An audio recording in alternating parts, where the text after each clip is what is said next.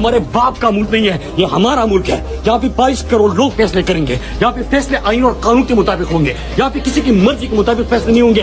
बंद कर दो ये बंद कमरों में फैसले करने वाले, बंद कर दो ये खुद को जमीन पे खुदा समझने वाले।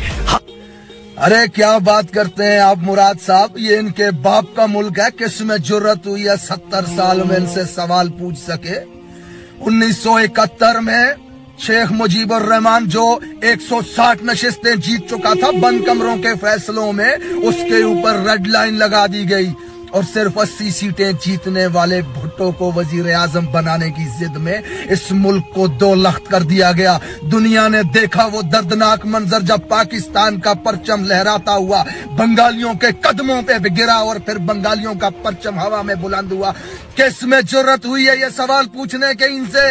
अरे बंद कमरों के फैसले ही तो हैं। आज 70 साल गुजर चुके हैं इस मुल्क में, आज भी हम 10 अरब की भीख मांगने दुनिया के सामने मुंह ठिठाते फिर रहे हैं। हमारे पड़ोस में एक शख्स 150 अरब डॉलर का मालिक बन चुका हुआ है, जबकि हम 22 करोड़ के लिए 10 अरब डॉलर की भीख लाते हुए लोगों को इसे सफारती कामयाबी कहते हैं। ये बंद कमरों के फैसले ही तो थे जो हमारे ऊपर मुसल्लत किए गए। ये इनके बाप का मुल्क था। इधर आओ नौजवानों, मैं सुनाता हूं तुम्हें 1996 का वो वाकया जब 2 बहनों ने ये ऐलान किया था कि हमारे खानदान के, हमारे शोहर, हमारे भाइयों के 9 अफराद के कातिल मेजर अरशद जमील की सजाए मौत को रोका गया तो हम अदालत के सामने खुद को आग लगा देंगे। जज साहब के कान पे चूं तक नहीं रेंगी।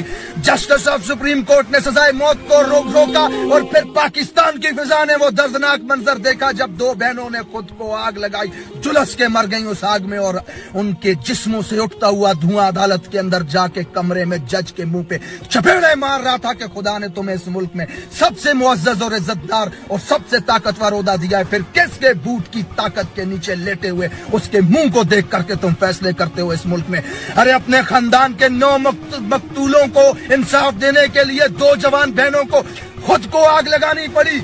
किस में जुर्रत है इनसे सवाल पूछने की? वो मेजर अरशद जमील जिसने फौजी दस्ते के साथ मई जिंदों की जमीन पे कब्जा करने के लिए उसके 9 अफराद को घर से उठा के दरिया सिंध के किनारे पे ले जाकर के गोलियां मारी और अगले दिन GHQ से ये बयान जारी हुआ कि राह के दहशतगर्दों को मार दिया गया। वजीर आजम और आर्मी चीफ ने यूनिट को जाकर के इनाम दिए।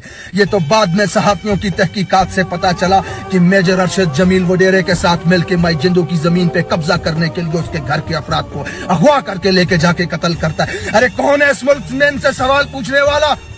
आज 80,000 लोग मरवा दिए दहशतगर्दी में, ड्रोन हमलों में, बम धमाकों में, गोलियों में। किसने पूछा आज तक इनसे सवाल? आज जिस कब्रिस्तान में जाएं आप, वहां पे 50 कब्रों के ऊपर पाकिस्तान का झंडा लहराता हुआ आपको नजर आएगा। मर रहे हैं फौजी रोज दहशतगर्दी में। आज तक एक इंच जमीन पे हमने कब्जा नहीं किया, किसी मुल्क में जाके बमबारी नहीं की, किसी के साथ हालत जंग में नहीं है हम, फिर भी हमारे लोग दहशतगर्दी में मर रहे हैं। किस में जरूरत है सवाल पूछने की इनसे? ये बंद कमरों के फैसले हैं जो इंसानी जानों का सौदा करते हैं, जो जमीरों का सौदा करते हैं, जो हमारे पैसों का सौदा करते हैं। अरे हमारे जिस्मों से, हड्डियों से गोश्त तक नोच कर खा चुके हैं, जो उनको हमारे ऊपर मुसल्लत कर दिया गया, जिनकी करप्शन की दास्तानें कंधार से वाशिंगटन तक फैली हुई हैं, जो लूट के खा गए हैं इस मुल्क में, जिनके नौकरों के अकाउंटों से अरबों रुपया मिलता है, जिनके गुलामों के अकाउंट से अरबों रुपया मिलता है। इवन फील्ड में खरबों की जायदाद के मालिक, 1.8 बिलियन का मालिक वो जरदारी और उसका लोंडा, 1.6 बिलियन का मालिक ये नवाज शरीफ और उसकी लोंडिया हमारे ऊपर मुसल्लत किए गए। अवाम का हर दुश्मन जेलों से निकाल के, अदालतों से निकाल के अवाम के ऊपर हुक्मरान बना दिया गया है। किसके फैसले हैं ये? कौन जा सकता है इनके खिलाफ? आज 22 करोड़ अवाम अगर इमरान खान को मोहसिन समझती है, अगर उन्हें लगता है कि यह शख्स हमें भूख से निकाल सकता है, उन्हें लगता है कि यह शख्स हमें गुर्बत से निकाल सकता है, उन्हें लगता है कि यह शख्स हमें बैनुल अक़वामी दुनिया में इज्जत दिला सकता है, उन्हें लगता है कि यह शख्स हमें गुलामी से आजाद करवा सकता है, तो करने दो अवाम को अपनी मर्जी का फैसला। मत करो हमारे ऊपर मुसल्लत अपने फैसलों को। बात करते हो हमारी हड्डियों से गोश्त तक नोच के ले जा चुके हो, ट्रक के पीछे हम आटे के लिए लाइनों में मर रहे हैं। आज ये बंद कमरों के फैसले थे, जिनके बाप का मुल्क था, जो इनके फैसलों के खिलाफ कोई खड़ा ना हो सका, तो आज हम इस हालत में हैं। जो जुर्रत आज मुराद सईद कर रहा है, वो जुर्रत इस मुल्क के 22 करोड़ आवाम को करनी पड़ेगी। सवाल पूछना पड़ेगा, अपने हक के लिए खड़ा होना पड़ेगा। आजादी ऐसे प्लेट में रख करके नहीं मिलती।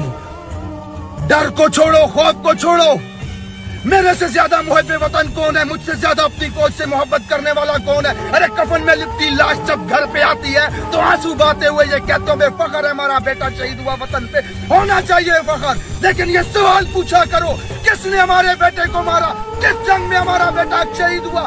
कहाँ है हमारे बेटे को मारने वाला? कब खत्म होगी ये दहशतगर्दी? कब बंद होंगे हमारे बेटे मरने? ये सवाल पूछने की जरूरत पैदा करो अपने ऊपर। बंद कमरों के फैसलों ने आज मुल्क को इस हाल में ला दिया कि इस मुल्क का जज, रिस्पेक्टेड जज जिसको रब ने वो ओहदा दिया है, ये कयामत के दिन सबसे ज्यादा सवाल तुमसे पूछा जाएगा। जज साहिबान, किसकी फोनों के ऊपर फैसले करते हो तुम इस मुल्क के अंदर? अगर इस मुल्क के निजाम को बदलना चाहते हो, अपने आने वाली नस्लों के मुस्तकबिल को बदलना चाहते हो, तो खड़े होकर के सवाल पूछोगे। बंद कमरों में किए गए फैसलों को मुस्तरद करो, अपने फैसले खुद करो इस मुल्क के अंदर।